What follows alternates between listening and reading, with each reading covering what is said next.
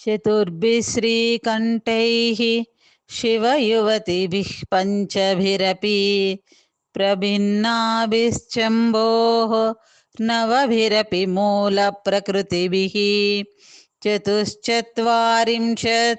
वसुदलकलास्रत्रिवलयत्रिरेखाभिः सार्धं तव शरणकोणाः परिणताः त्वदीयं सौन्दर्यं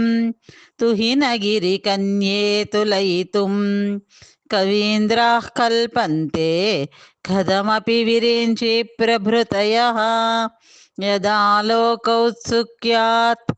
अमरललना यान्ति मनसा तपोभिदृष्प्रापामपि गिरिशसायुज्य पदवीं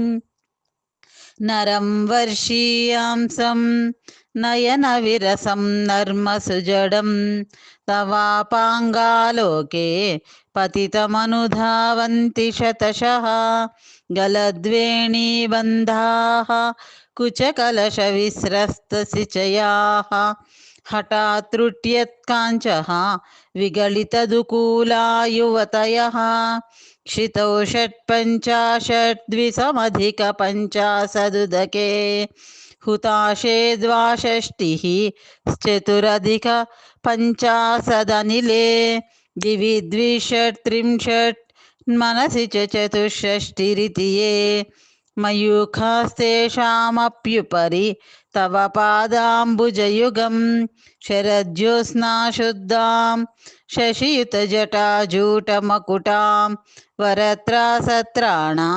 स्फटिकघटिका पुस्तककरां सकृन्नत्वा नत्वा कथमिव सतां सन्निधदते मधुक्षीरद्राक्षा मधुरिमधुरीणाः पणितयः कवीन्द्राणां चेतः कमलवनबालातपरुचिं भजन्ते ये सन्तः कतिचिदरुणामेव भवतीं विरिञ्चि प्रेयस्याः तरुणतरशृङ्गारलहरी कबीराभिर्वाग्भिः विदधति सतां रञ्जनममी सवित्रीभिर्वाचां शशिमणिशिलाभङ्गरुचिभिः वशिन्याद्याभिस्त्वां सहजननि सञ्चिन्तयति यः सकर्ता काव्यानां भवति महतां भङ्गिरुचिभिः वचोभिर्वाग्देवी वदनकमलामोदमधुरैः तनुच्छायाभिस्ते तरुणतरणिश्रीसरणिभिः दिवं सर्वामुर्वीं अरुणिमनिमग्नां स्मरति यः भवन्तस्यत्रस्यत् वनहरिणशालीननयनाः सहोर्वस्यावस्याः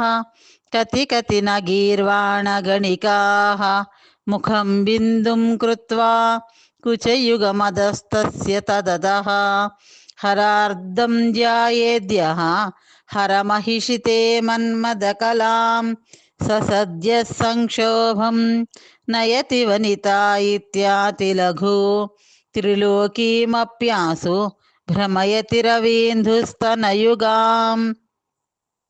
किरन्तीमन्गेभ्यः किरणानि कुरुम्बामृतरसं हृदि त्वामाधत्ते हिमकरशिलामूर्तिमिव यः ससर्पाणां दर्पं शमयति सकुन्ताधिप इव ज्वरप्लुष्टान् दृष्ट्या सुखयति सुधाधारा शिरया।